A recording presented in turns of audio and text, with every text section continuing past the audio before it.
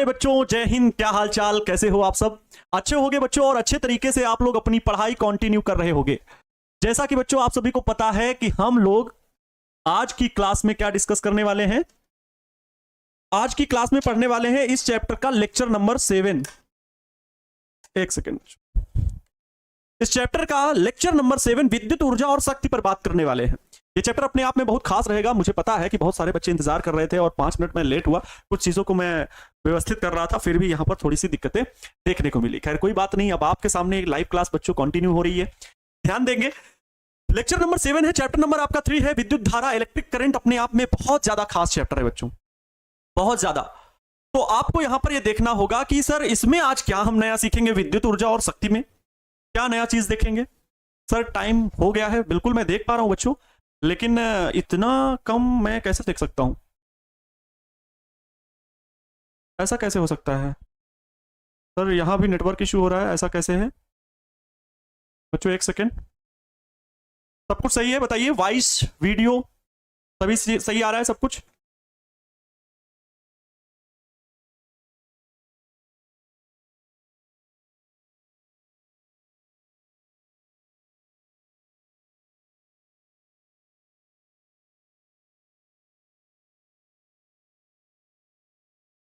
हाँ बच्चों, अब वीडियो क्वालिटी सब कुछ ठीक आ रहा है, सब सही है सर? ओके। तो बच्चों क्योंकि मुझे भी यहां पर कमेंट में कुछ चीजें देखनी पड़ जाती हैं शुरू में। कल बच्चों मैं फिजिक्स का 1 शॉट लेकर के आ रहा हूं, चैप्टर 1 का। ठीक है, पहले ध्यान से सुन लीजिए क्योंकि हम लोग चैप्टर 3 डिस्कस कर रहे हैं। कोई बात नहीं, मैं थोड़ा सा आपके साथ बच्चों डिस्कस करूंगा। वरदान बैच आपका जो चल रहा है, हमारे द्वारा आपको पढ़ाया जा रहा है और क्लास 12 की आप फिजिक्स सीख रहे हैं, ठीक है। और आज के लेक्चर में मैं बात करने वाला हूं विद्युत ऊर्जा और शक्ति के बारे में बात करने वाला हूं। यह है इस चैप्टर का लेक्चर नंबर 7।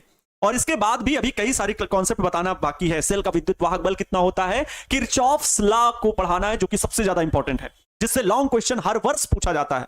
तो इस वजह से यह चैप्टर अपने आप में लॉन्ग क्वेश्चन के लिए बहुत फेमस है, लॉन्ग क्वेश्चन के लिए बहुत ज्यादा फेमस है। विभवमापी इसमें भी पढ़ना है, इसमें मीटर सेतु भी पढ़ना है, तो ये सारे टॉपिक इसी चैप्टर में पढ़ने हैं, ठीक है। चैप्टर बहुत खास है।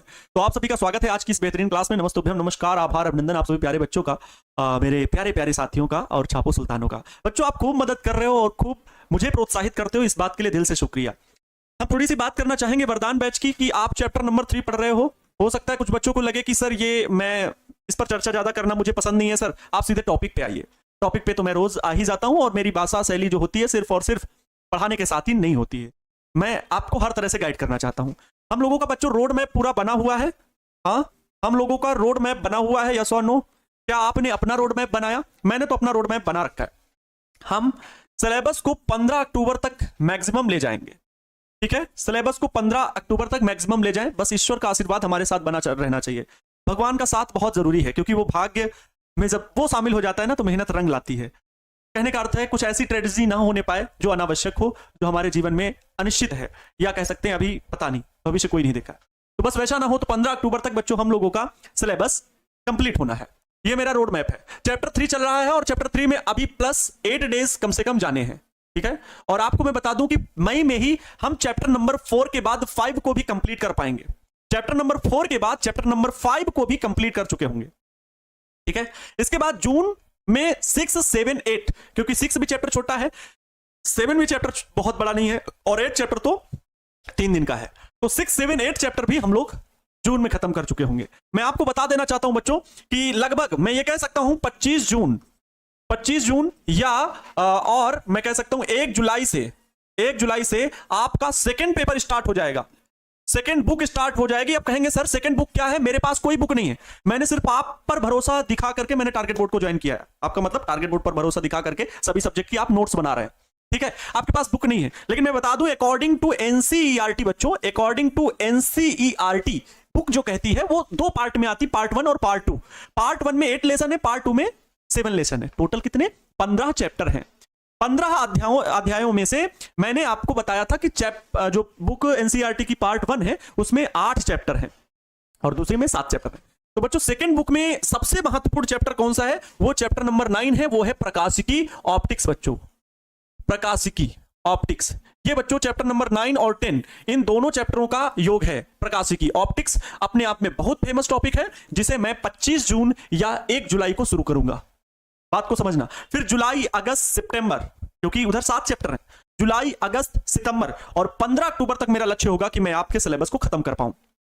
उसके बाद बच्चों रिवीजन की क्लासेस शुरू हो जाएंगी और मैं बिल्कुल वादे के साथ कह सकता हूं, आपके पास अगर बुक नहीं है, कोई बुक लेने की जरूरत नहीं है। हालांकि एनसीईआरटी की बुक सस्ती मिलती है, तो थोड़ा सा गाइडलाइन के लिए आप एनसीईआरटी बुक ले सकते हो, 50-55 रुपए की मिलती है, तो उसमें ज्यादा आपको दिक्कत नहीं होगी।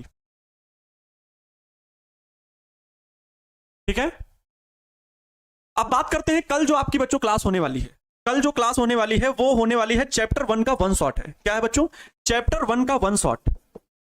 चैप्टर 1 विद्युत आवेश तथा क्षेत्र। विद्युत आवेश तथा क्षेत्र। अब आपके पास 1 साल का समय बच्चों नहीं बचा, ये मई चल रही है और आज है 3 मई, कल है 4 मई और एग्जाम आपका 1 फरवरी से स्टार्ट हो जाएगा। निश्चित रूप से बिहार बोर्ड हर वर्ष ऐसे ही शुरू करता है, 1 मई, 1 फरवरी या 2 फरवरी, 3 फरवरी, इससे ज्यादा लेट नहीं हुआ है पिछले 4 वर्षों में। तो 1 फरवरी से आपका एग्जाम मान के चलिए, तो आपके पास सिर्फ और सिर्फ अब 9 महीने बच रहे हैं और 9 महीनों में आपको पूरी तैयारी अपनी बना लेनी है। और 9 महीने भी नहीं मानो, 7 से 8 महीने मानो, क्योंकि इसमें से 1 महीना ऐसा बर्बाद होगा आपको कि पता भी नहीं चलेगा। कुछ आपकी छुट्टियां होंगी, कुछ हमारी छुट्टियां होंगी, कुछ त्योहार पड़ेंगे जिसमें कहने पर भी पढ़ाई नहीं हो पाती है, दिल से भी कहने पर भी पढ़ाई नहीं हो पाती, खुद को खूब मोटिवेशन दे लो फिर भी पढ़ाई नहीं हो पाएगी। तो वो 1 महीना आप हटा लो, 8 महीने आपके पास है और उस 8 महीने में हम लोगों को प्रॉपर स्ट्रेटेजी बना के प्लान करना है।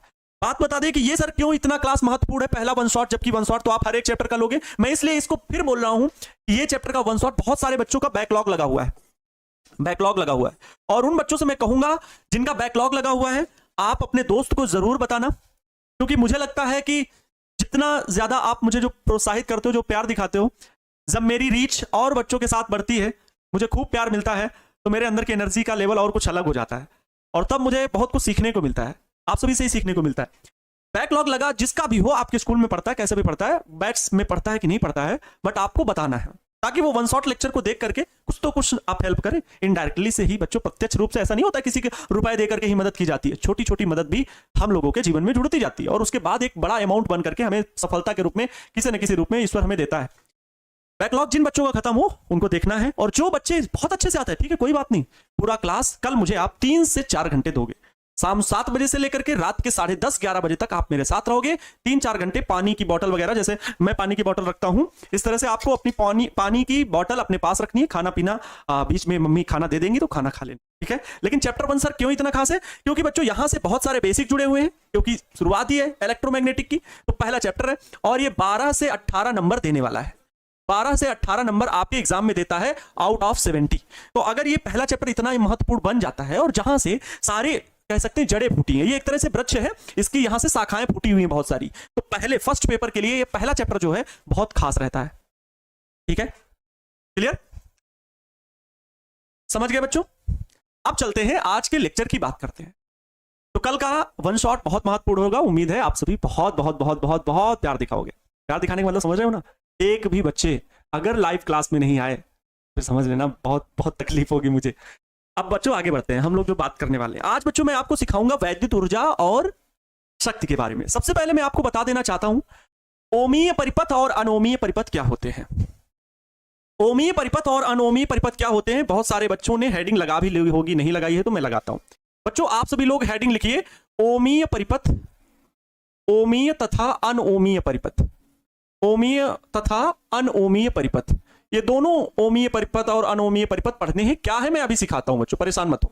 अनओमीय परिपथ हम लोग इसको इंग्लिश में बोलते हैं ओहमिक, मतलब ओहमिक, ओम जैसे ला नहीं होता उसी स्पेलिंग, ओमिक सर्किट, सर्किट और या and non ohmic, non ohmic circuit.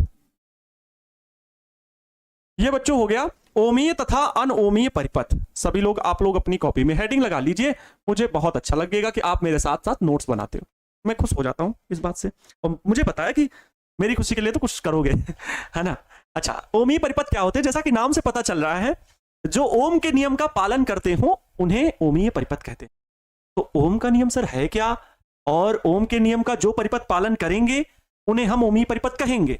बात समझे सर आपकी? और जो परिपथ ओम के नियम का पालन नहीं करेंगे उन्हें हम अनोमीय परिपथ कहेंगे। कैसे, आइए समझाते हैं।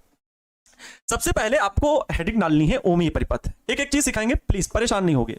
ओमीय परिपथ, थोड़ी सी थ्योरी है, लिखनी पड़ेगी, लिखने के ही नंबर मिलते हैं एग्जाम में, कॉन्सेप्ट तो दिमाग में रहता है। बात सही मानते हो कि नहीं? अगर कहीं से आपको चीटिंग करा दी जाए कि लिख डालो, ये कॉपी लिख डालो, ठीक है, नंबर अच्छे आ जाएंगे, लेकिन जब दिमाग में कुछ है ही नहीं, क्या कर पाओगे? पढ़ो ऐसा कि पढ़ा सको। फिर बीच बीच में खाना भी खाएंगे, ठीक, खा लेना।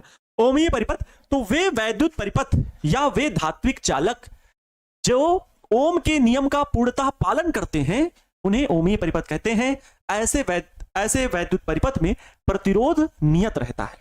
ऐसे वैद्युत परिपथ में क्या होता है? प्रतिरोध नियत रहता है, और इसीलिए ओमीय परिपथ ओम के नियम का वो पालन करते हैं। क्यों बच्चों? ओम का नियम ही यही है कि किसी भी चालक, कोई भी चालक है, ये ध्यान से सुन लो, फिर मैं इसकी परिभाषा लिखता हूं। ये कोई बच्चों चालक है, ठीक है, ये कोई चालक है, हाँ, इसके सिरों पर मैंने क्या जोड़ दिया है? एक विभवांतर जोड़ दिया है V, ठीक है, इसके सिरों पर मैंने क्या जोड़ दिया? एक विभवांतर V जोड़ दिया है। और इसमें जब विद्युत धारा I प्रवाहित हुई तो ओम सर ने कहा कि किसी चालक के सिरों पर लगा विभवांतर उसमें प्रवाहित धारा के अनुक्रमानुपाती होता है, और यह धारा का मान ठीक है। लेकिन अलग अलग चालकों में क्या देखा कि कुछ अलग अलग दिक्कतें आ रही थी। हमेशा विभवांतर के अनुपात में धारा का मान प्राप्त ही नहीं हो रहा था, कुछ ना कुछ कमी ज्यादा, कुछ ना कुछ हो ही रहा था। तभी उन्होंने अनुक्रमानुपाती का चिन्ह लगाया, नहीं तो सीधे कह देते कि V बराबर I, अर्थात जितना प्रतिरोध, जितना विभवांतर उतनी धारा। लेकिन ऐसा हुआ नहीं बच्चों, इसलिए V अनुक्रमानुपाती I। इसमें बीच में कोई भौतिक राशि थी जो कुछ ना कुछ डिस्टर्बेंस कर रही थी, मतलब V को बराबर I के नहीं कह सकते थे। V बराबर I लिखने के लिए इसके गुणा में आया R, और R क्या है? एक नियतांक है, एक कांस्टेंट है। इस चालक का वो कांस्टेंट है, इस चालक का ये प्रतिरोध है, इस चालक का क्या है? ये प्रतिरोध है। और प्रतिरोध ये कैसा? इसे क्या बोले थे आप? यहां से अनुक्रमानुपाती का चिन्ह हटा R आया तो इसे क्या बोलते हो? नियतांक बोलते हो। और ओम के नियम में यही तो है कि ये नियतांक जो है ये प्रतिरोध है, ये प्रतिरोध है। तो इसे बच्चों इसीलिए कहा गया कि ऐसे वैद्युत परिपथ जो ओम के नियम का पालन करते हैं उन्हें ओमीय परिपथ कहते हैं। अर्थात ऐसे वैद्युत परिपथ जिनका प्रतिरोध नियत रहता है, जिनका प्रतिरोध नियत रहता है, बदलता नहीं है, बदलता नहीं है, उन्हें बच्चों हम क्या कहते हैं? ओमीय परिपथ कहते हैं। समझ गए? तो यहां पर हम लिखेंगे इसी चीज को, वे वैद्युत परिपथ, वे वैद्युत परिपथ, वे वैद्युत परिपथ जो ओम के नियम का, वे वैद्युत परिपथ जो ओम के नियम का पूर्णतः पालन करते हैं, ओम के नियम का पूर्णतः पालन करते हैं, वे वैद्युत परिपथ जो ओम के नियम का पूर्णतः पालन करते हैं, पालन करते हैं, अर्थात वे वैद्युत परिपथ जो ओम के नियम का पूर्णतः पालन करते हैं, अर्थात V तथा I बराबर R, यही तो है, V तथा I बराबर R, अर्थात वोल्टता तथा धारा का अनुपात, परिपथ की वोल्टता तथा धारा का अनुपात नियत रहता है। अर्थात परिपथ की वोल्टता तथा धारा का अनुपात, परिपथ की वोल्टता तथा धारा का अनुपात। बच्चों ये आगे और स्पष्ट रूप से समझाने के लिए मैं लिख रहा हूं, वास्तव में मैं आपको बता दूं, यहां तक आपकी परिभाषा हो गई। अगर आपको आगे चीजें नहीं याद हैं, सिर्फ इतना लिख दोगे कि वे वैद्युत परिपथ जो ओम के नियम का पूर्णतः पालन करते हैं उन्हें ओमीय परिपथ कहते हैं। सिंपल है, परिभाषा याद कर लो, लिख दोगे, एग्जाम पूरे नंबर मिलेंगे। लेकिन मैं आगे स्पष्ट रूप से और आपको सिखाना चाहता हूं। मैंने हमेशा सिखाया है कि फिजिक्स को सीखना है, ना कि सिर्फ रटना और पढ़ना है। तो अर्थात V अपान में I बराबर R, परिपथ की वोल्टता, और बच्चों ये क्या है? I, धारा, तो तथा धारा का अनुपात नियत होता है, का अनुपात नियत होता है, नियत होता है, अर्थात नियत होता है, अर्थात अतः चालक का प्रतिरोध या परिपथ का प्रतिरोध नियत रहता है। अतः परिपथ का प्रतिरोध नियत होता है, परिपथ का प्रतिरोध R नियत होता है, इसे ओमीय परिपथ कहते हैं। नियत होता है, इसे ओमीय परिपथ कहते हैं। क्या कहते हैं बच्चों?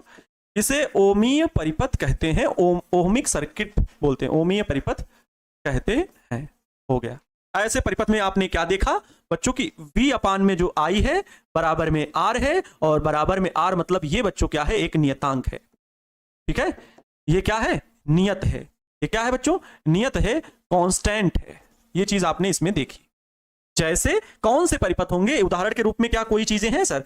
जी बिल्कुल हैं, आपको सिखा देते हैं। जैसे बच्चों धात्विक चालक जो होते हैं ना, धात्विक चालक चांदी, कॉपर, एल्यूमिनियम, लोहा, ठीक है, ऐसे धात्विक चालक किसी भी धातु के बने हुए हों तो वो बच्चे क्या होते हैं? वो ओमीय परिपथ ही होते हैं।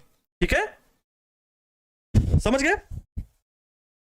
जैसे जैसे ठीक है, लिख देते हैं, जैसे सभी धात्विक चालक, जैसे सभी धात्विक चालक जैसे सभी धात्विक चालक जैसे तांबे का तार, टंगस्टन का तार, ठीक है, पारा तो कई अवस्थाओं में पाया जाता है ना, पारा तो हर एक तरह से बन जाता है। तो सभी धात्विक चालक जैसे तांबे का तार, टंगस्टन का तार, पारा आदि। बच्चों इसमें इसका ग्राफ भी बनता है। ओमीय परिपथ का ग्राफ कैसा होता है? एक सरल रेखा में प्राप्त होता है, मतलब V और I का अनुपात हमेशा नियत रहता है। तो एक छोटा सा ग्राफ मैं यहां पर बना रहा हूं, बाद में मैं इसका ग्राफ आपको दिखाऊंगा। ठीक है, ये बच्चों अगर I का मान इस दिशा में है और V का मान इस दिशा में है, तो आपको बताना चाहूंगा कि जो प्रतिरोध का मान होगा वो बच्चों बिल्कुल सरल रेखा में प्राप्त होगा। R का मान बिल्कुल नियत रहेगा, R बराबर V अपान में I। इसलिए कहा जाता है कि ओमीय परिपथ में प्रतिरोध का ग्राफ, ओमीय परिपथ में जो धारा तथा वोल्टता का जो ग्राफ प्राप्त होता है वो एक सरल रेखा में प्राप्त होता है। कैसा प्राप्त हुआ है? ये मूल बिंदु है O और ये सरल रेखा में प्राप्त हुआ है।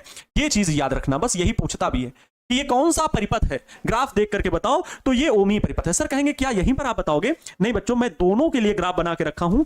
मैंने ये इमेज को यहां पर डाउनलोड किया। ये ओमीय परिपथ का है, ये अनोमीय परिपथ का। जब दोनों को समझा दूंगा तो यहां पर ये दोनों चित्र बने हैं, आपको समझा देंगे। ठीक है, कोई दिक्कत? आप बताओ, यहां तक बातें समझ गए? क्या यहां तक बातें समझ गए? सर आगे मैं बढ़ता हूं। सर आपका तबीयत खराब है? नहीं, मेरा तबीयत तो ठीक है, बिल्कुल I am fit and fine. बच्चों मेरी तबीयत को ऐसे मत खराब किया करो आप लोग बोल बोल के। ओम का नियम V इक्वल टू I यार बच्चों, बिल्कुल। हाँ, आगे बढ़ जाऊं, अनोमीय परिपथ पढ़ाऊं, क्योंकि समय भी देखना है ना, हर एक चीज आज आपको बतानी भी है, नहीं बताएंगे तो लेट हो जाएगा बाबू। चलो बात कर लेते हैं बच्चों इस पर, अनओमीय परिपथ की। अनओमीय परिपथ, अब आपको नाम से समझ में आ रहा होगा, अनओमीय परिपथ ऐसे परिपथ होंगे जिनमें प्रतिरोध घट जाता होगा। और अच्छा सर, ये अनओमीय परिपथ क्या अपने आप बन गए क्या, या बनाया आपने?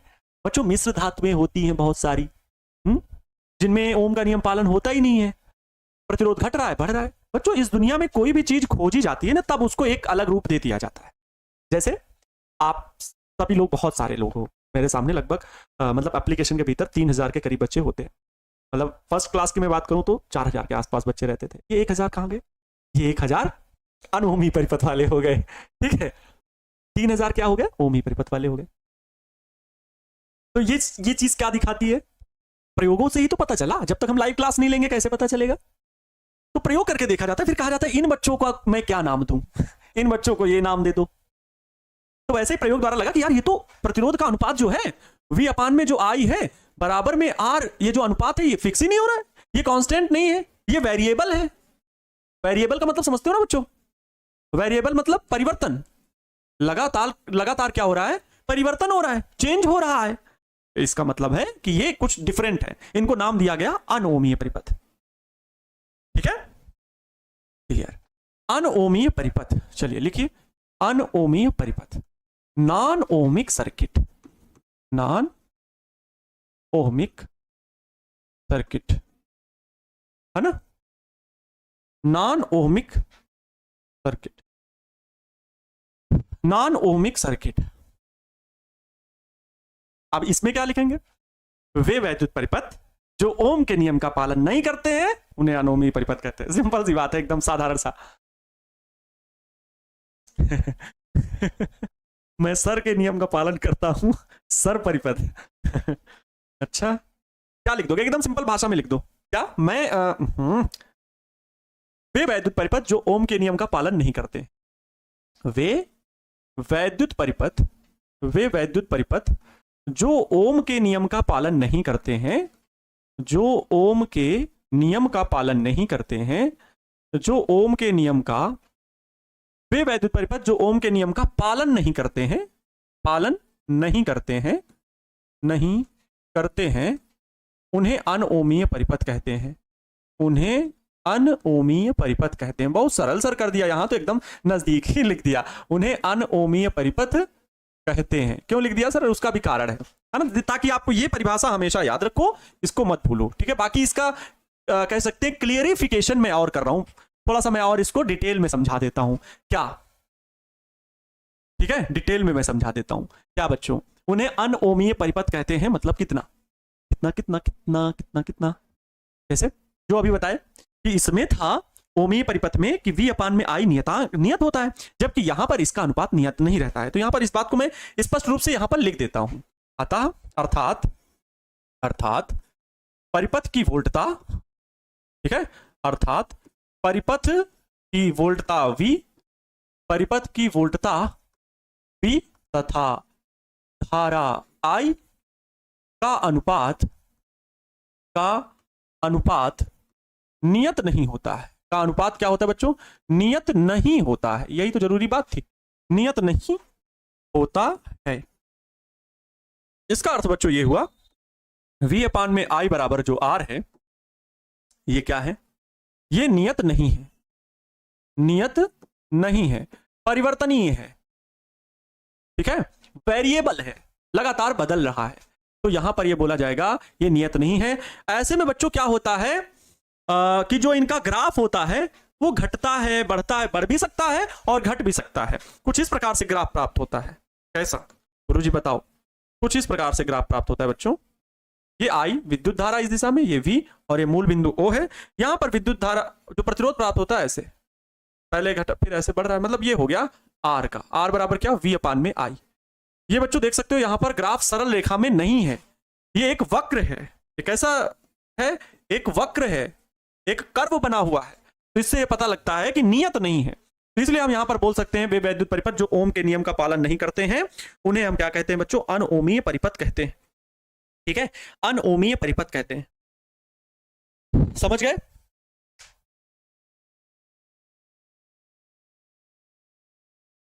क्लियर? ओके सर, आप अपने सौंदर्य के रहस्य, उदाहरण बच्चों, उदाहरण क्या है, ध्यान से सुने। उदाहरण जैसे आपके घर पे टार्च होगी, ठीक है, आपके घर पे टार्च होगी, टार्च का बल्ब जो होता है, टार्च का बल्ब जो होता है वो ओम के नियम का पालन नहीं करता है, तो उसका प्रतिरोध घटता भी है, प्रतिरोध बढ़ता भी है। क्या बच्चों, अनओमीय, ओहो कर लिए हैं अनओमीय, रुक जाओ रुक जाओ रुक जाओ, तुम लोग को बताते हैं, अनओमीय परिपथ कहते हैं। तुम लोग मतलब मुझे खौलते तेल में डालने की पूरी साजिश रचते हो ना, एक गलती मिल जाए अभी सर को खौलते, मतलब कढ़ाई जो है ना आप लोग चढ़ाए रहते हो। टार्च का बल्ब, जैसे बच्चों ट्रांजिस्टर, ट्रांजिस्टर समझते हो, ट्रांजिस्टर जो बड़े बड़े म्यूजिक सिस्टम देखे हैं ना उसमें ट्रांजिस्टर लगे होते हैं। इस आप लोग 12th में सीखोगे लास्ट चैप्टर में, एकदम 15वें चैप्टर में कि ट्रांजिस्टर क्या होते हैं। थर्मिस्टर, वहीं पर थर्मिस्टर भी देखोगे, thermistor, triode valve, triode valve, ये सब बच्चों क्या होते हैं, ये सब क्या होते हैं, अनओमीय परिपथ कहते हैं। इनमें जो चीजें यूज होती हैं, जो चालक यूज किए जाते हैं वो अनओमीय परिपथ होते हैं। उनमें प्रयोगों द्वारा देखा गया कि वोल्टता तथा धारा का अनुपात नियत नहीं है। ऐसे प्रतिरोध को बच्चों एक नया नाम दिया जाता है जिसे गत्यात्मक प्रतिरोध कहते हैं। गत्यात्मक प्रतिरोध, इस नाम का प्रतिरोध पता क्या बोला गया, इस प्रतिरोध को बोला गया गत्यात्मक प्रतिरोध। तो कभी पूछ लिया जाए कि गत्यात्मक प्रतिरोध किसे कहते हैं, तो यह बताना कि जब वोल्टता तथा धारा का अनुपात नियत नहीं हो, या जो अनोमीय परिपथ होते हैं, या वे वैद्युत परिपथ जो ओम के नियम का पालन नहीं करते हैं, ऐसे वैद्युत परिपथों में जो प्रतिरोध कार्य करता है उसे गत्यात्मक प्रतिरोध कहते हैं। उसे क्या कहते हैं बच्चा पार्टी, गत्यात्मक प्रतिरोध कहते हैं। यह बात आप जरूर लिख देना। यहां पर मैं बोल दे रहा हूं, ऐसे वैद्युत परिपथों का प्रतिरोध परिवर्तनशील होता है, ऐसे वैद्युत परिपथ का, ऐसे वैद्युत परिपथ का, ऐसे वैद्युत परिपथ का प्रतिरोध परिवर्तनशील है, परिवर्तनशील है, ऐसे वैद्युत परिपथ का प्रतिरोध परिवर्तनशील है, अतः इसे गत्यात्मक प्रतिरोध कहते हैं, इसे गत्यात्मक प्रतिरोध कहते हैं, गत्यात्मक प्रतिरोध कहते हैं। हो गए बच्चों अनओमीय तथा ओमीय परिपथ, याद रखोगे। सर मेरा कमेंट आ रहा है, बिल्कुल आ रहा है भैया। सर टॉपर्स का नोट्स कब मिलेगा, मेरी अतिशयोक्ति हो जाएगी, टॉपर भी मुझसे पढ़ा था ठीक है, वो नोट्स जा रहा है कि नहीं, मिलेगा। अब वो स्कैन करके भेजते नहीं है, सब लापरवाह होते हैं। फिलहाल मंगाने की कोशिश बोला गया है बच्चों से कि भाई आप अपने नोट्स भेज दीजिए। हाँ हाँ, मुझे पता है यूट्यूब पर कल की डेट जो 4 मई होना चाहिए 4 अप्रैल है। कोई बात नहीं, उतना कोई दिक्कत नहीं। हाँ सर, क्या संगम क्लास होगा? हाँ होगा समय पर। नोट कब मिलेगा? नोट तो बच्चों दे दिया गया, चैप्टर नंबर 2 का भी कंप्लीट नोट अपलोड है, चैप्टर नंबर 1 का भी कंप्लीट नोट अपलोड है। क्या बात कर रहे हैं सर, लैपटॉप में ऑप्शन नहीं आते? बताओ, ये चीज समझ गए बच्चों? आगे बताऊं? कलर कोड कब बताइएगा बच्चों? इस टॉपिक के अभी मैं सबसे लास्ट में कलर कोड बताना चाह रहा हूं, उसमें मैं बहुत अच्छे से आपको बताऊंगा। BB Roy, great boy, very good wife, wearing gold silver necklace, बहुत अच्छे से बताऊंगा, ट्रिक के साथ बता दूंगा। कलर कोड कैसे याद रखें, हमेशा हमेशा के लिए याद रहेगा। वे छापो सुल्तान जो सर के नियम का पालन नहीं करते हैं। चलो समझ गए? Yes sir, yes, very good. अब बच्चों हम लोग ये चीजें देख लो, किसी भी ओम के नियम में 3 बातें आई, उल्टता, धारा और प्रतिरोध। इन 3 चीजों पर ही ओम सर ने बताया व्हाट इज ओम्स लॉ। तो ओम्स लॉ 2 नियमों पर है। 2 तरह के चालक होते हैं, एक ये होते हैं जो ओम के नियम का पालन कर रहे हैं, और एक होते हैं जो ओम के नियम का पालन नहीं कर रहे हैं। अर्थात एक तो ऐसे वैद्युत परिपथ हैं जो ओम मतलब जो बच्चों V अपान में आई है बराबर में R, ये बच्चों क्या है? कांस्टेंट है। ये क्या है? कांस्टेंट है, नियत है अर्थात। ठीक है, ये क्या है? नियत है, नियत। तो ऐसे ओम के नियम का पालन करते हैं। ओम सर ने यही कहा था कि भाई चालक में प्रतिरोध होता है, लेकिन कई ऐसे भी परिपथ देखे गए जिनमें प्रतिरोध जो है कभी धारा का मान घटा दे रहा है, कभी बढ़ा दे रहा है। तो एक सरल रेखा नहीं प्राप्त हो रही, बल्कि इनका जो अनुपात है वो सरल रेखा ना प्राप्त होकर के एक वक्र प्राप्त हो रहा है, जिसे हम इंग्लिश में बच्चों कर्व बोलते हैं। क्या बोलते हैं? कर्व, मतलब वक्र रेखा प्राप्त हुई। ये क्या है? वक्र रेखा। और ये क्या है? एक सरल रेखा प्राप्त हुई है, एक पूरी प्लेन, एक लाइन, सरल रेखा, है ना। और यहां पर एक वक्र खींचा है। यहां पर जो बच्चों V अपान में आई है, ये R जो है ये नॉट कांस्टेंट, मतलब डज नॉट कांस्टेंट लिख लो या वेरिएबल लिख लो, है ना। वेरिएबल, और वेरिएबल का मतलब परिवर्तनीय। ठीक है, परिवर्तनीय, लगातार बदल रहा है। तो ये नॉन ओमिक डिवाइसेस ग्राफ है और ये ओमिक डिवाइसेस ग्राफ है। समझ गए? कोई दिक्कत? ये ग्राफ भी समझ में आ गया होगा? लिखकर साइड हो जाए प्लीज। साइड तो हम हो गए थे सर। सर इस पिक्चर को अपने कॉपी पर, ये बाद में बनाना बच्चों प्लीज। यहां पर मैंने बना के सिखा दिया, बता दिया है। आपके पास जब ये पैनल पीडीएफ जाए तो बना लेना, या खुद से बच्चों जब पैनल पीडीएफ का इंतजार किया करो। दोबारा इस वीडियो को जैसे ही सामने अभी सेल्फ स्टडी करोगे, केमिस्ट्री की क्लास शायद सर की थोड़ी सी तबियत गड़बड़ है, विवेक सर की, तो अगर क्लास होती है तो ठीक है, नहीं भी होती है फिर उसी टाइम में जल्दी से अपना क्या इसी क्लास को देख करके बढ़ा लो। जहां पे हम हटते हो थोड़ा बहुत, आप उस जगह पे उसको जूम करके देख लो, लिख लो जल्दी से। ऐसे बनाया करो, इंतजार मत किया करो। ठीक है, देख लो यहाँ पे। अब आगे बढ़ेंगे बच्चों। अब बात करेंगे जो आज का मेन टॉपिक, मेन उद्देश्य है हमारा। देखो समय नहीं पता चला, 40 मिनट हो गए। अब बच्चों हम बात करेंगे किसकी? वैद्युत ऊर्जा तथा जूल के नियम की। वैद्युत ऊर्जा, electrical energy and law of joule sir. ठीक है, चलो लिखोगे वैद्युत ऊर्जा तथा जूल का नियम, मतलब कहीं कहीं पर इसी को जूल का नियम भी बोलते हैं। जूल सर ने दरअसल बताया था वैद्युत ऊर्जा तथा जूल का नियम, जूल का नियम। Electrical energy, electrical energy, energy और एंड लॉ ऑफ जूल। ठीक है, ओके।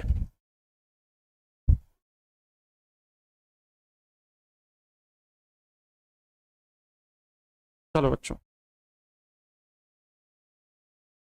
वैद्युत ऊर्जा तथा जूल का नियम मतलब electrical energy and law of joule. समझ में आया? अब ये क्या है सर, इसको तो बताइए विस्तार से। बच्चों आपको पता है कि इस दुनिया में कोई भी किया गया कार्य कभी हटता नहीं है, किसी न किसी एनर्जी में बदलता है। याद हमेशा रखो, कोई भी कार्य बच्चों होता है, ध्यान से सुनो, कोई भी कार्य होगा तो वो ऊर्जा में जरूर बदलेगा, या मतलब कार्य कभी खत्म नहीं होगा। ऐसा कहोगे कि सर मुझे आपने में क्या था कि एक बुद्धू राम को पकड़ लिया, बुद्धू राम मेरा गुलवा, इसको बड़ा शैतानी सूझ रही थी। ठीक है, इसको बड़ी शैतानी सूझ रही थी। हमने कहा चल इधर आ, इसको हमने कहा कि इस दीवार को पकड़ के खींच के गिराओ। ठीक है, इस दीवार को पकड़ के खींच के गिराओ। हमने कहा इस दीवार को जरा गिराओ। ये क्या था बच्चों, ध्यान से सुनना पहले मेरी बात को। ये बच्चों इधर दीवार थी, दीवार बोलो या दीवार बोलो, ये इधर दीवार थी और ये है गोलू। ये क्या कर रहा था बच्चों, ये इधर की ओर फोर्स लगा रहा था। मैंने कहा इसको खींचो, दीवार को लगा, मां पसीना पसीना हुआ जा रहा है। सर ने कहा है, लेकिन गोलू पसीना पसीना हो गया बट दीवार नहीं गिरी, इसको फर्जी। तो क्या वर्क नहीं हुआ, एनर्जी नहीं लॉस हुई? हाँ वर्क बच्चों, जितना भी इसने वर्क किया वो टोटल क्या वर्क हुआ इससे? नहीं, दीवार इससे नहीं गिरी और ना ही गिरेगी। इतना गोलू नहीं खाता पीता है ज्यादा, नाम ही गोलू है केवल इसका। एनर्जी, लेकिन क्या एनर्जी नहीं गई, हीट एनर्जी में चली गई, सीना आ गया उसको, सारे हार्ट बीट धक धक धक धक धक बढ़ गई। क्यों? तो वो सारी एनर्जी बच्चों कन्वर्ट हुई, चाहे ऊष्मीय ऊर्जा में ही हुई हो। यहां पर जो इसने वर्क किया, यहां पर जो उसने वर्क किया वो किस में चली गई बच्चों? हीट एनर्जी में चली गई। गोलू की बॉडी से पसीना बहने लगा, गोलू की बॉडी पूरी हीट एनर्जी में कन्वर्ट हो गई। काम हुआ हो या ना हुआ हो, काम हुआ हो या ना हुआ हो, दीवार गिरी हो ना गिरी हो, लेकिन वो टोटल वर्क हीट एनर्जी में बदल गया। ऐसा ही बच्चों कुछ होता है वैद्युत ऊर्जा तथा जूल के नियम में। जब हम बैटरी लगाए तो बैटरी वाली ऊर्जा कहां गई?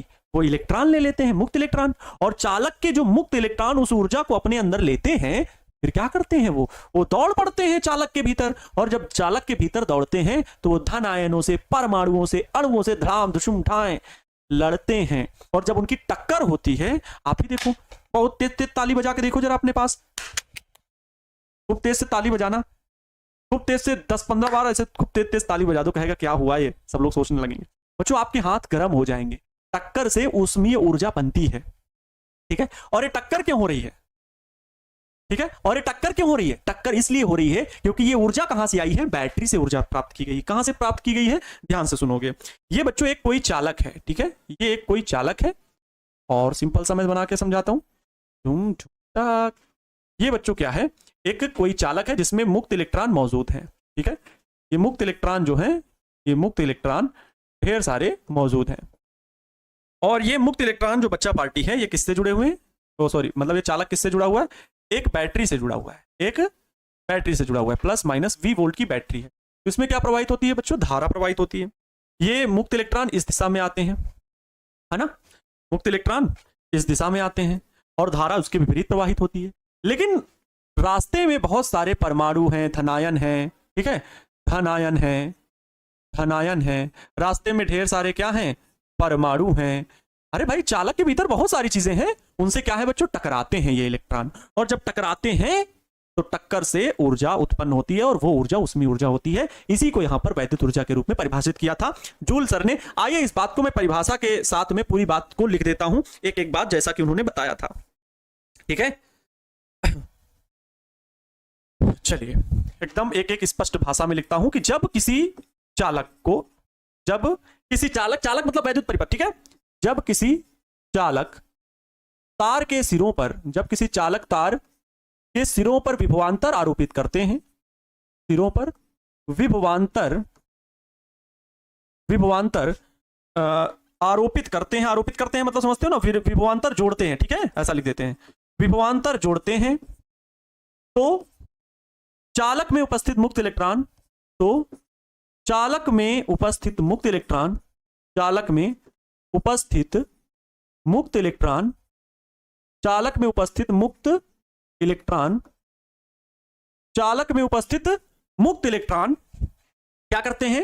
बैटरी से वैद्युत ऊर्जा प्राप्त करते हैं। चालक में उपस्थित मुक्त इलेक्ट्रॉन बैटरी द्वारा ली गई ऊर्जा को, बैटरी द्वारा प्राप्त, बैटरी द्वारा प्राप्त वैद्युत ऊर्जा के कारण, बैटरी द्वारा प्राप्त वैद्युत ऊर्जा के कारण, भाई ये मुक्त इलेक्ट्रॉन जो है ये बैटरी से ऊर्जा प्राप्त कर लेते हैं, और उस ऊर्जा के प्राप्त करने के कारण वो बैटरी के धन सिरे की ओर गति करते हैं।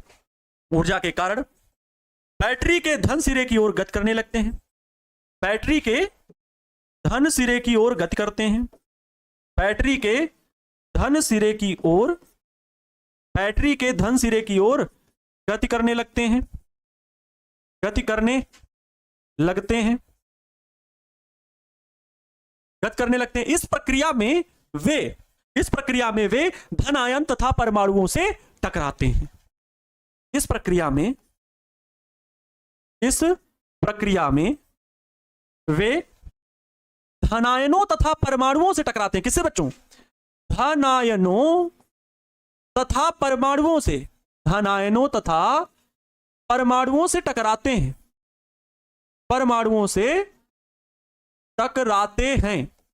इस प्रक्रिया में वे धनायनों तथा परमाणुओं से टकराते हैं। ठीक है, मतलब टक्कर में वे अपनी जब दौड़ रहे हैं तो यहां पर कुछ भी रास्ते में धनायन और बहुत सारे परमाणु उपस्थित होंगे, उनसे टकराते हैं। अरे एक अणु में, इस पार्टिकल के भीतर बहुत सारी चीजें हैं, परमाणु है और परमाणु के ही इलेक्ट्रॉन होते हैं, लेकिन परमाणु से टकरा रहा है ना मुक्त इलेक्ट्रॉन। धनायन भी है जिसमें भाई इलेक्ट्रॉनों की कमी है, वो धनायन है। तो धनायनों तथा परमाणुओं से टकराते हैं, जिससे वे अपनी कुछ ऊर्जा स्थानांतरित करते हैं। जिससे वे अपनी ऊर्जा स्थानांतरित करते रहते हैं। जिससे वे अपनी ऊर्जा निरंतर उन्हें स्थानांतरित करते रहते हैं, या सीधे स्थानांतरित करते रहते हैं। स्थानांतरित करते रहते हैं। जिससे चालक की ऊष्मीय ऊर्जा बढ़ जाती है। जिससे चालक की ऊष्मीय ऊर्जा बढ़ जाती है। चालक की ऊष्मीय ऊर्जा बढ़ जाती है। इसे जूल का नियम कहते हैं। जिससे चालक की ऊष्मीय ऊर्जा बच्चों बढ़ जाती है, इसे क्या कहते हैं? इसे जूल का नियम कहते हैं। याद रहेगा, इसे जूल का नियम कहते हैं। इसे जूल का नियम कहते हैं। हो गया, याद रखना, इसे जूल का नियम कहते हैं। पूरा विस्तार से मैंने बात लिखी है यहां पर, जितनी भी बात मैंने लिखी है सब विस्तार से लिखी है। यार साउंड प्रॉब्लम है भाई? साउंड तो बिल्कुल अच्छा है। समझ में आया? सारी बात मैंने लिख दी है। अगर ये नहीं समझे, ये चीज नहीं समझे, तो फिर ये चीज समझना बेकार है। फिर तो आपने कुछ समझा नहीं। ये बच्चों 11th की बात मैं बता रहा हूं, ये सारी बातें 11th में थी। फिर भी मैंने यहां पर आपको छोटे छोटे कॉन्सेप्ट के माध्यम से मैंने सिखाया है आपको।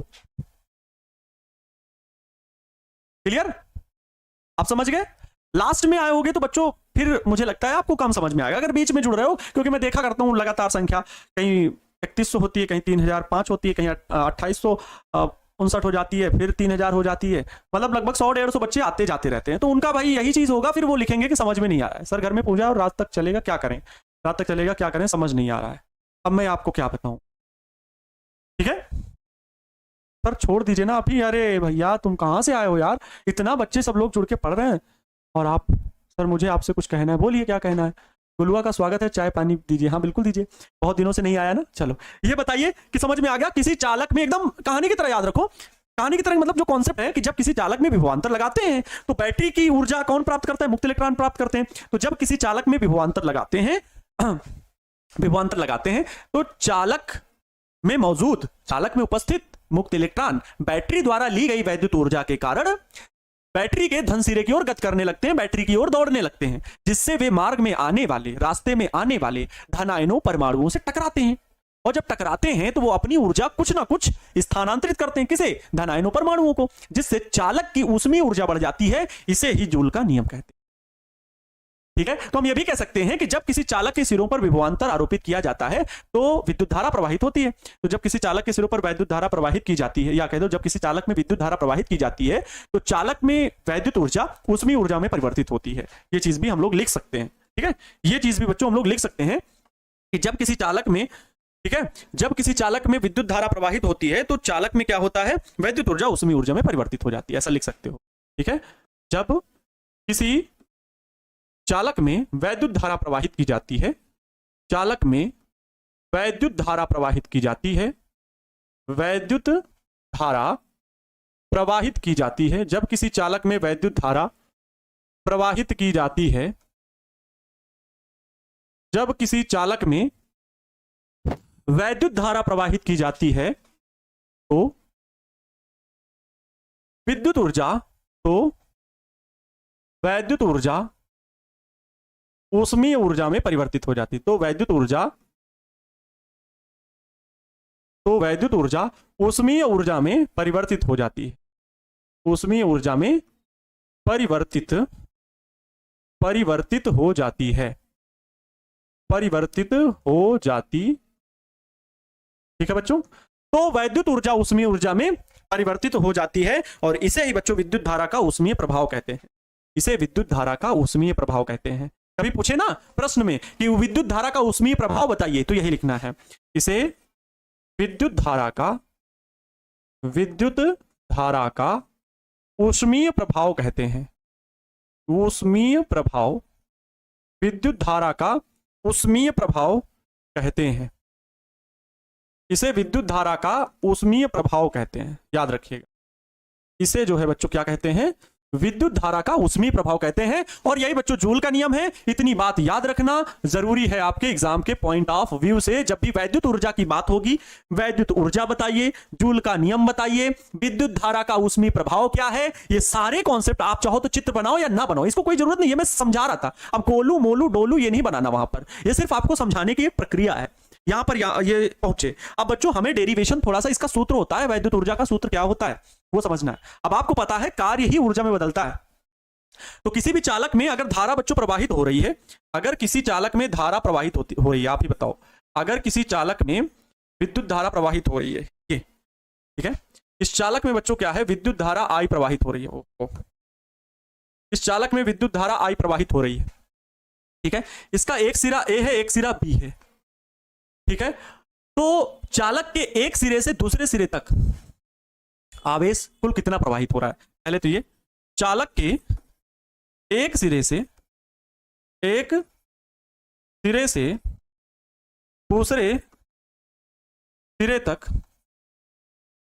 दूसरे सिरे तक प्रवाहित कुल आवेश, प्रवाहित कुल आवेश, आप बताओ क्या होगा। आप कहोगे सर Q बराबर IT होगा। अगर उसमें धारा T समय में I एम्पियर की धारा प्रवाहित हो रही है तो हम ये कहेंगे प्रवाहित कुल आवेश Q बराबर IT होगा। बच्चों एक सिरे से दूसरे सिरे तक ले जाने में किया गया कुल कार्य बताओ। चालक के आवेश को, आवेश, अब आवेश तो पता हो गया, तो इसी आवेश को चालक के एक सिरे से दूसरे सिरे तक, एक सिरे से दूसरे सिरे तक ले जाने में, एक सिरे से दूसरे सिरे तक ले जाने में, ले जाने में किया गया कार्य बताइए, किया गया कार्य बताइए इसी आवेश को। तो कार्य को तो हम लोग जानते हैं भैया, W बराबर होता है कि विभव V लगाया गया और Q आवेश को ले जाया जा रहा है, तो विभव जो है वो V है और Q कूलाम आवेश को यहां तक लाया जा रहा है, दौड़ाया जा रहा है, तो W बराबर VQ होगा।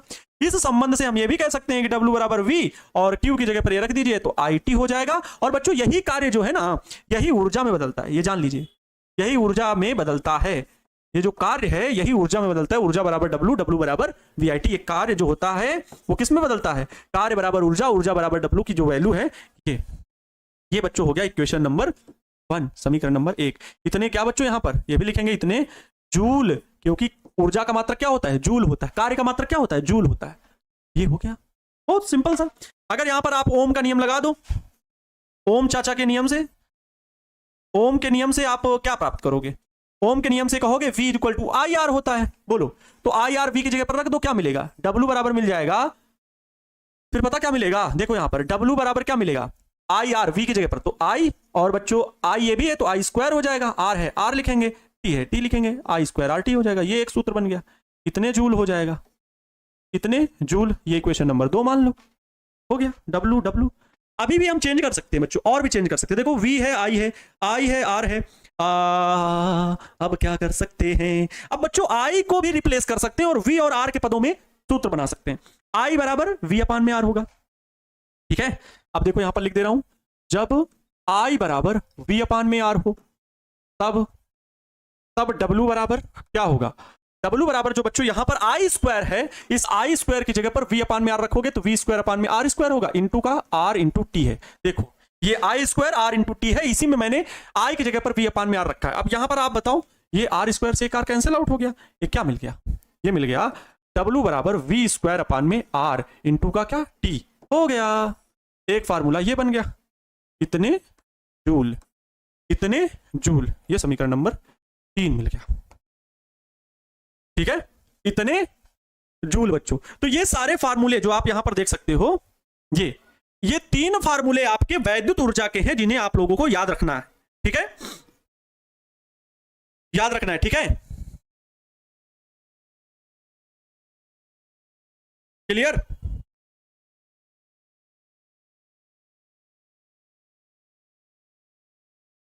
हो गया बच्चों, ये चीज समझ में आ गई? अभी बहुत कुछ पढ़ाएंगे, वहीं जाना नहीं, हमको पढ़ाना है। 8:15 पर मेरी 11th की सफलता बैच की क्लास है। हाँ, और वरदान बैच को मैं वरदान बनाने वाला हूं, फिर भी आप लोग हैं कि नहीं, 11th वाले बच्चे मुझे आपकी ही तरह फटकार लगाएंगे, डांट लगाएंगे, सर आप डेली लेट क्यों हो जाते हैं, 5 मिनट लेट हैं सर। लेकिन आप लोगों को है कि सुनना ही नहीं, सर हम बस बहुत हम सर नहीं पढ़ने का मन कर रहा है, वैद्युत ऊर्जा पढ़ लिया सर, इतना बहुत है, हो गया, इतने में थक जाते हो, समझ में नहीं आता है, पढ़ने का मूड ही नहीं बनाते हो। अब देखो ये चीजें हो गई। अब आपको बता दें बच्चों, ये जो कार्य हो रहा है, यह कार्य ऊष्मीय ऊर्जा में बदलता है, यह कार्य ऊष्मीय ऊर्जा में बदलता है, यह कार्य ऊष्मीय ऊर्जा में बदलता है। आपको एक बड़ी जानकारी की बात बताऊं, बहुत अच्छी बात, उसको मैं अलग कलर से लिख रहा हूं, एकदम साफ सुथरी भाषा में।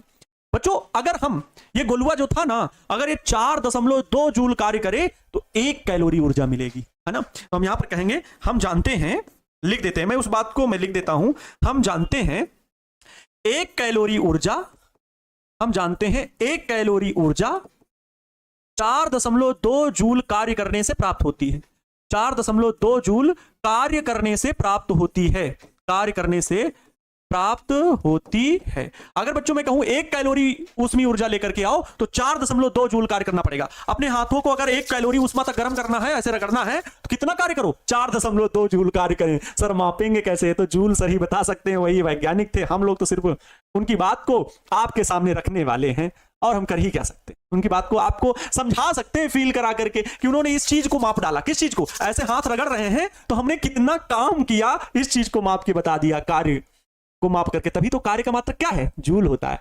कार्य का मात्रक क्या, जूल। ऊर्जा का मात्रक क्या, जूल। ये जूल सर ने बताया था।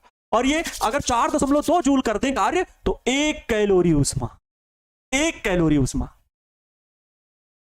समझ गए?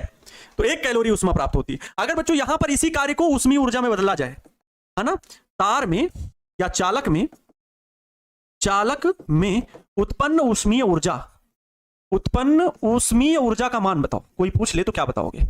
चालक में उत्पन्न ऊष्मीय ऊर्जा का मान क्या बताओगे? ऊष्मीय ऊर्जा को बच्चों H से लिखते हैं, इससे H से लिखते हैं। तो H बराबर W अपान में 4.2 से डिवाइड कर दो तो कैलोरी में बन जाएगा। W VIT अपान में 4.2, VIT था, और ये वाला क्या था, V स्क्वायर अपान में R इंटू टी, ओहो, V स्क्वायर अपान में R इंटू टी बटे में 4.2 बराबर I स्क्वायर RT अपान में 4.2 इंटू 2। इतने बच्चों क्या हो जाएगा, इतनी ऊष्मीय ऊर्जा बनेगी, इतनी ऊष्मीय ऊर्जा बनेगी। क्लियर मेरे दोस्त? क्लियर हुआ? समझ में आ गया? एक एक बात समझ में आ जानी चाहिए। आगे बढ़ेंगे सर, अभी क्या बताएंगे, अब क्या बताएंगे? वैद्युत ऊर्जा का कॉन्सेप्ट समझ में आ गया बच्चों। मैं वैद्युत शक्ति के बारे में थोड़ी सी बात बता दूंगा, बाकी कल पढ़ाऊंगा, ठीक है? कल तो 1 शॉट है। वैद्युत शक्ति के बारे में थोड़ा सा जान लो, फिर मैं आपको परेशान नहीं करूंगा। इलेक्ट्रिक पावर, ठीक है, इलेक्ट्रिकल पावर, फिर मैं आपको बिल्कुल भी परेशान नहीं करूंगा बच्चों, ठीक है? परेशान क्या करूं, मैं परेशान नहीं कर रहा हूं, सिखा रहा हूं, लेकिन आप लोग को लग रहा है मैं परेशान हो रहा हूं। तो वैद्युत ऊर्जा, वैद्युत परिपथ में वैद्युत ऊर्जा के क्षय होने की दर को वैद्युत शक्ति कहते हैं। सिंपल सी परिभाषा है। वैद्युत परिपथ में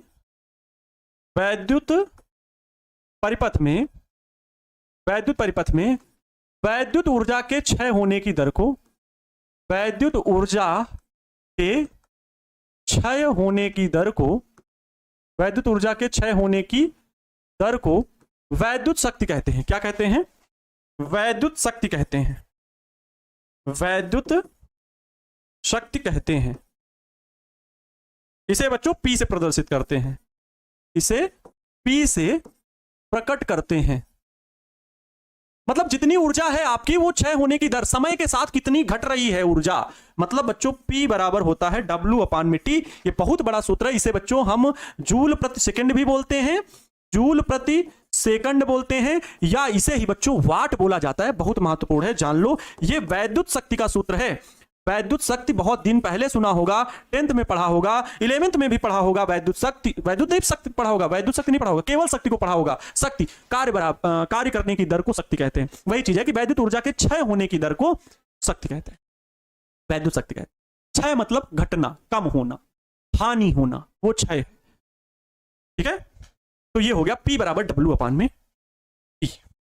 कार्य करने की दर को हम क्या कहते हैं, शक्ति कहते हैं। इसका मात्रक क्या होता है, अब यहां पर बहुत सारे हम P के मात्रक बना सकते हैं बच्चों। W की वैल्यू क्या थी, VIT थी, अपान में T है, बराबर में V² अपान में R इंटू T है, अपान में T है, बराबर में I² अपान इंटू R इंटू T अपान में T है। ये बना सकते हो। तो यहां पर क्या होगा, सब T से कट जाएंगे, T सब कट गए।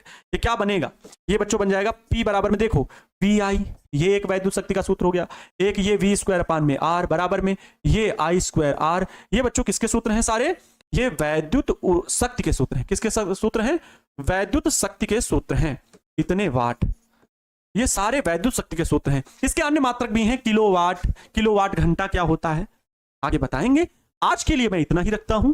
वैद्युत शक्ति क्या है वो मैंने बच्चों सिखा दिया है ना। इसका मात्रक एक होता है अश्व शक्ति, है ना, एक अश्व शक्ति होता है, वो भी जिसमें हम इससे क्या मापते हैं, इलेक्ट्रिक मोटर वगैरह को मापने का है। तो वो होता है एक अश्व शक्ति बराबर 746 वाट होता है, 746 वाट होता है। एक अश्व शक्ति बराबर कितने वाट, तो 746 वाट। जो वैद्युत यंत्र हैं बहुत सारे, इलेक्ट्रिक मोटर वगैरह, उनको इसी से मापा जाता है।